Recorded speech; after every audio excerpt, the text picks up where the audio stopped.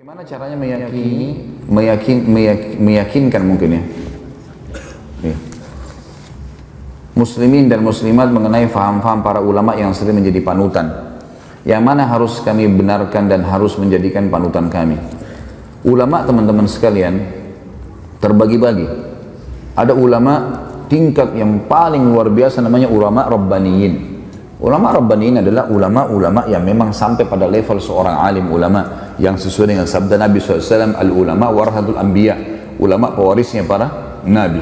Mereka orang-orang yang selalu berinteraksi sama kitabullah. Mereka kita temukan selalu berinteraksi dengan hadis-hadis Nabi SAW. Selalu kalau penyampainya qala Allah, qala Rasul, tidak pernah dari pendapatnya sendiri, dinukil Al-Quran dan Sunnah dari kisah para sahabat, dari para tabi'in yang dikenal dengan salafil ummah. Ini ulama-ulama rabbaniyin. Dan kalau antum mau jadikan sebagai contoh saja, ini contoh. Kalau antum pas umroh, kalau saya lagi bimbing umroh, saya selalu mengajak jemaah laki-laki, karena jemaah perempuan terpisah di musola perempuan. Itu kalau lagi di Masjid Nabawi atau di Masjid Haram Mekah, saya sering ajak kalau bertepatan lagi sholat sama saya, karena jemaah memiliki bebas jadwal untuk sholat masing-masing. Maka yang sama saya dudukin habis subuh atau habis maghrib. Saya terjemahkan hari ini di masjid ini, hari ini di syekh ini, besok di syekh sana gitu. Ini syekh, ini pak ya yang dikatakan oleh syekhnya, hukum ini macam-macam. Selalu perkataannya Allah, qala Rasul. Allah berfirman, Rasulullah bersabda. Tidak pernah ada ini pendapat saya, ini pendapat guru saya, gitu kan. Setelah itu teman-teman sekalian, saya terjemahkan mereka, saya tanya, Pak, bagaimana pendapatnya?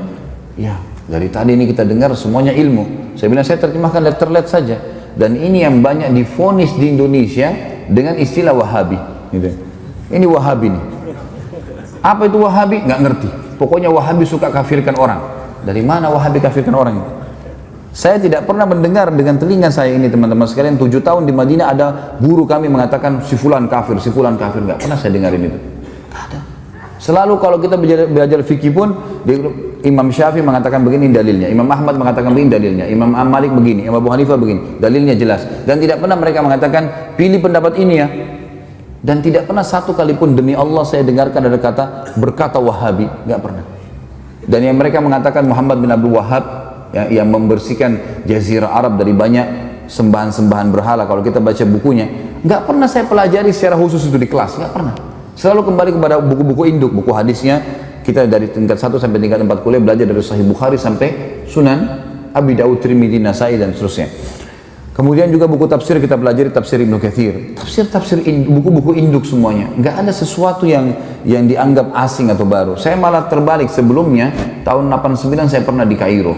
Saya waktu di Al-Azhar malah saya temukan di sana, dan saya yakin teman-teman kalau ada yang pernah kuliah di sana tahu masalah itu. Itu kalau lagi mau belajar fikih misalnya, maka ditanya siapa yang mazhab Syafi'i. Saya waktu itu sama sepupu saya angkat tangan.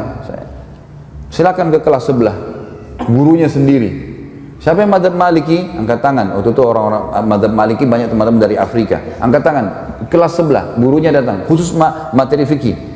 Siapa yang mazhab Hanafi? Teman-teman dari Turki datang, pindah ke sana. Siapa yang mazhab Hambali? Oh, teman-teman dari Timur Tengah banyak datang di situ.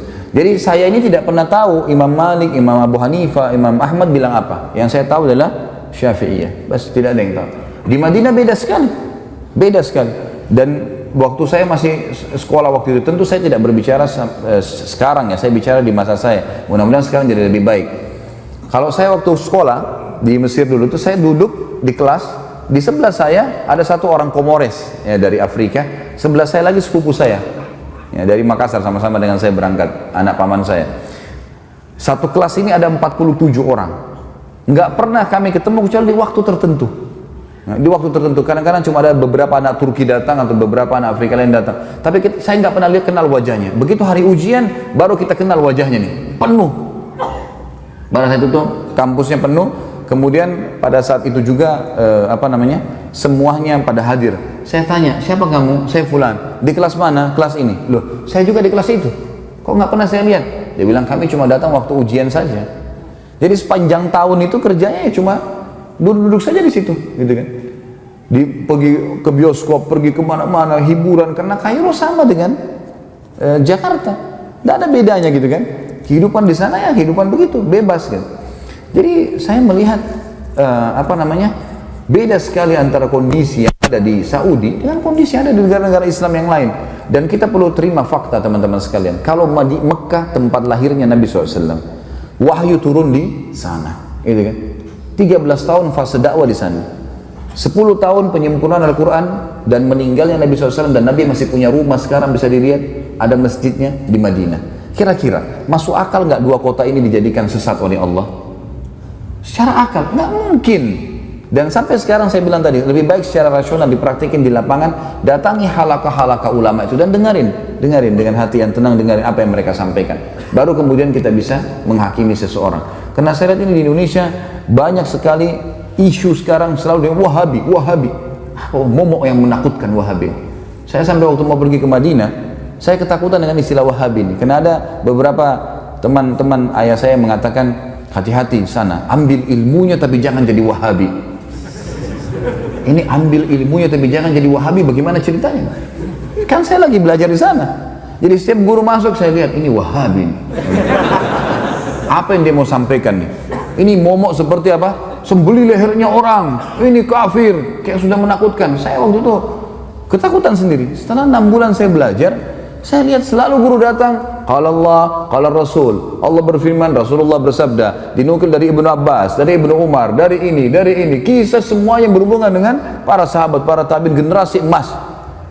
A'imah yang 4, imam yang 4 yang terkenal madhabnya. Karena sesuatu yang baru. Dan setiap kali guru-guru keluar habis meneraskan sebuah materi, pasti saya rasa iman saya bertambah. Terus apa nih masalahnya? Kalau ini yang selama ini divonis sebagai Wahabi, ini berarti keliru nih. Ada sesuatu nih. Setelah saya telusurin, ternyata istilahnya keluar dari mulutnya orang-orang Syiah. Sengaja mereka memvonis itu supaya yang paling banyak membongkar kedok mereka, supaya yang mereka mengatakan Quran kurang, mereka mengatakan bahwasanya sahabat kafir. Ini adalah orang-orang yang ada di tempat lahirnya Nabi SAW dan tempat meninggalnya Nabi SAW. Pernahkah kita lihat teman-teman sekalian, pemerintahan Saudi sekarang merusak Masjid Haram dan Masjid Nabawi? Atau mungkin tidak mengurus rumah Nabi SAW, tidak mengurus Masjid Nabi? Terbalik, malah diurus, dirawat. Jemaah haji kalau masuk merasa tentram di sana, ibadah. Tentu saja pemerintahan semua punya kekurangan. Sudah saya sebutkan di sirah kemarin. Ingat teman-teman sekalian, tolok ukur kehidupan adalah masa hidupnya Nabi SAW di Madinah. Kalau di zaman Nabi SAW saja ada orang kafir, ada orang munafik, ada orang maksiat dan ada orang mukmin, di zaman Nabi SAW apalagi kerajaan Saudi, apalagi pemerintah di Indonesia, apalagi semuanya gitu kan. Tetapi saya tetap mengatakan ulama ada di mana-mana, ulama-ulama Rabbani ada di mana-mana. Artinya di Indonesia juga insya Allah mudah-mudahan ada di antara orang-orang yang kita anggap punya kapabilitas dan kapasitas untuk itu. Tentu bukan saya dan bukan antum. Ini ada orang-orang yang sudah sampai pada tingkat yang luar biasa dari ibadah mereka dan juga ilmu mereka. Mereka hafal Quran, mereka hafal sekian banyak hadis. Sampai Imam Ahmad mengatakan tidak akan boleh seseorang menjadi imam mazhab kecuali menghafal 50.000 hadis. Baru bisa dianggap sebagai seorang ulama rujukan. Makanya di zaman beliau-beliau banyak sekali kan ulama-ulama, tapi mereka belum bisa dijadikan sebagai rujukan karena memang dianggap masih sedikit. Kita kadang-kadang subhanallah baru bisa hafal 2-3 ayat, berapa hadis sudah vonis orang macam-macam gitu kan. Kemudian ikut-ikutan terbawa arus mengkafirkan si fulan, menyalahkan si fulan.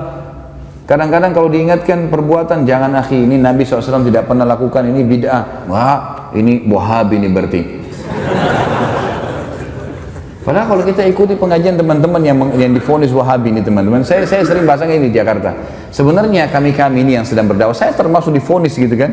Tapi biarlah vonisan ini, semoga Allah berikan hidayah. Seperti gini, ini masjid nih. Ini masjid sudah rapi warnanya, temboknya sudah bagus karpetnya. Setiap muslim yang datang, saya sebagai pengurus masjid mengingatkan, Pak, jangan dikotorin masjidnya ya. Jangan diubah catnya, gak usah diganggu AC-nya. Urusan sudah rapi nih. Udah tinggal datang sholat, seperti itulah. Nah teman-teman yang buat bid'ah ini adalah orang yang seperti masuk masjid, coret sana warnanya, tambah-tambah yang lain lah, ubah-ubah ini, pencet-pencet AC-nya. Makanya diingatkan, jangan, agama sudah sempurna, hanya itu kok. Wah ini Wahabi. Wahabi apa ini gitu. Akhirnya umat ini kayak lari dari dakwah gitu. Gak boleh teman-teman sekalian, akhirnya ini memecahkan umat yang luar biasa, terpecah kemana-mana. Baik. Kalau diingatkan, antum mau dengar, alhamdulillah. Kalau antum merasa diri antum benar, fadhal, jalani. Kalau teman-teman ini misalnya diingatkan, jangan akhi, ini karena tidak pernah Nabi SAW melakukan. Enggak, tapi ini, fadhal, silakan. Tapi ingat, di muka bumi ini kita seperti orang yang sedang belanja di supermarket. Setiap orang di antara kita boleh pilih produk yang dia mau, tapi lewat kasir. Hati-hati. Kami mengingatkan supaya jangan salah, karena kalau ada dalil pasti udah diterima sama Allah. Nggak ada dalil, bimbang, paling tidak ragu, kan gitu. Dan masih tanda tanya, diterima nggak ya? Nah, kenapa harus jerumuskan diri pada hal itu? Orang yang masuk pada perbuatan teman-teman yang minimal syubhat, apa kata Nabi SAW? Halal jelas, haram jelas. Di antaranya ada hal yang samar-samar. Siapa yang menyelamatkan dirinya pada hal samar-samar? Boleh nggak ya? Siapa yang menyelamatkan dirinya dari hal samar-samar, dia telah menyelamatkan kehormatan dirinya dan agamanya. Dan siapa yang menjerumuskan dirinya pada hal yang syubhat, dia telah menjerumuskan dirinya pada yang haram. Seperti pengembala domba yang bawa domba-dombanya di ladang rumput, yang rumputnya lebih tinggi dari dombanya, sehingga dia tidak tahu domba mana yang dicuri oleh serigala. Berarti dalam Islam cuma ada halal, ada haram. Syubhat pun masuk di sini. Ragu pun nggak ada dalilnya, atau mungkin lemah, ya sudahlah, gitu loh. Ini enggak langsung divonis saja langsung ini. Sekali lagi teman-teman, kalau dianggap ini adalah perbuatan, nggak apa-apa lah, ya sudahlah. Jangan jadikan perpecahan umat, gitu kan? Yang ini perlu diketahui. Ini ulama yang pertama, Rabbani. Ada ulama yang memang ini istilah dari para ulama waratha. Ulama waratha ini orang-orang yang terwariskan istilah ulama pada mereka. Gitu. Tapi orang-orang ini tidak punya kapasitas untuk itu. Saya kasih contoh kayak kita di Indonesia kan, maaf, gelar ustadz, ya, ini mudah sekali kan, siapa saja bisa bicara sedikit agama, ustadz. Jadi ini semua divonis. Yang lebih unik lagi adalah, maaf jangan tersinggung, ini orang di Indonesia sekarang ahli melintir perkataan ini, ya. Jangan dipelintir lagi. Saya tidak singgung siapapun, dan jangan tersinggung, nggak usah tersinggung. Kalau baik terima, nggak baik nggak usah terima, kan selesai gitu. Gelar haji, Pak Haji ini pulang dari haji 40 hari alim. Dari mana alimnya nih? 40 hari memang di sana belajar, hafal Quran. Kalau kita lihat jemaah haji kita datang ke sana, tinggal di hotel, pergi sholat di masjid, dan kebanyakan nongkrong depan hotel, masih banyak merokok di situ, ngobrol-ngobrol. Pulang tiba-tiba jadi alim, dari mana ini disulap ini? Hah? Bagaimana caranya bisa tiba-tiba berubah ini?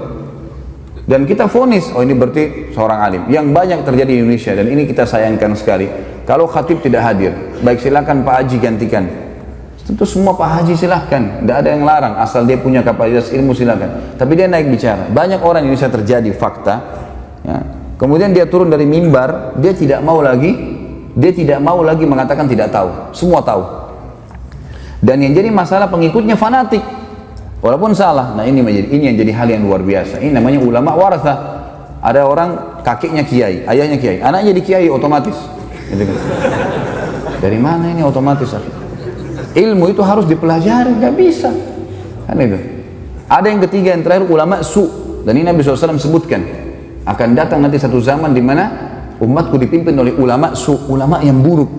Kok ada ulama buruk, apa maksudnya? Kata Nabi SAW adalah ulama yang memanggil umat ini pada kesesatan. Mereka diberikan julukan ulama, tapi mereka ngajak orang-orang untuk berbuat hal-hal yang dikarang-karang sama dia, buat cara ibadah sendiri, nggak butuh dengan syariat. Gimana caranya nggak butuh syariat? Kita butuh Al-Quran dan Sunnah, panduan. Nabi SAW mengatakan, telah aku tinggalkan kepada kalian dua perkara, kalau kalian berpegang teguh padanya tidak akan pernah salah selamanya. Kitabullah wa sunnati. Dan kita sayangkan sekarang memang banyak orang juga, ini satu hal yang perlu kita garis bawahi, supaya kita faham teman-teman sekalian. Sekali lagi, tidak menggurui, ya. Al-Quran dan Sunnah, semua sekarang sekte dalam Islam yang mengatakan saya Muslim, kemudian saya disebutkan kepada kelompok tertentu, kami juga punya Al-Quran dan Sunnah, gitu. Baik, semua orang memvonis punya Al-Quran dan Sunnah, tapi permasalahannya ada satu kalimat yang mestinya kita tempelkan dengan itu. Apa itu? Sesuai dengan pemahaman para sahabat. Maksudnya para sahabat. Al-Quran turun kepada para sahabat, banyak ayat turun kepada para sahabat. Hadis-hadis Nabi SAW disebutkan di hadapan para sahabat. Berarti kalau kita kembali kepada tafsir, kita kembali kepada hadis Nabi SAW, lihat perkataan para sahabat. Itu yang penting. Kita sekarang nggak ayat Al-Quran kita vonis sendiri. Banyak orang-orang yang akhirnya menyalahkan orang lain karena masalah ayat dibaca, oh ini maksudnya begini, sudah selesai, dihakimi sama dia. Atau ini hadis begini, kemudian langsung divonis sama dia. Padahal sebenarnya tidak kembali kepada pemahaman para sahabat. Ini yang Allahu alam, yang saya tahu akhirnya membuat umat ini banyak kemana-mana pemahamannya. Dan banyak diantara mereka mengatakan, itu kan zaman sahabat. Sahabat juga bisa melakukan, kenapa kita tidak? Tentu saja sahabat melihat Nabi SAW. Apalagi khulafa rasyidin, gitu kan? Buktinya Utsman bin Affan boleh buat susun Al-Quran. Dan zaman Umar bin Khattab dijadikan tarawih 20 rakaat. Siapa mereka? Khulafaur Rasyidin. Kata Nabi SAW apa? Alaikum bisunnati wa sunnatu khulafaur Rasyidin min ba'di addu alaihi bin nawajid. Berpegang pada sunnahku dan sunnah khulafaur Rasyidin. Antum masuk khulafaur Rasyidin? Kan tidak kan? Nah, iya. Mau disamain perbuatan dia dengan Utsman bin Affan radhiyallahu anhu, dari mana ini? Tidak bisa ketemu, ada dalil menjelaskan masalah itu kan? Berpegang teguh pada keduanya walaupun dengan gigi geraham kalian. Abu Bakar, Umar, Utsman, Ali yang disepakati khulafaur Rasyidin, sunnah mereka yang kita ikutin, perbuatan-perbuatan mereka, contoh yang mereka lakukan, bukan kita teman-teman sekalian, gitu kan? Jadi kita harus jangan tarik, oh itu buktinya sahabat bisa buat, kita juga bisa buat. Nggak bisa. Pada saat itu para sahabat ada, masih hidup dan mereka sepakati untuk itu. Ini yang perlu kita ketahui. Allahu a'lam.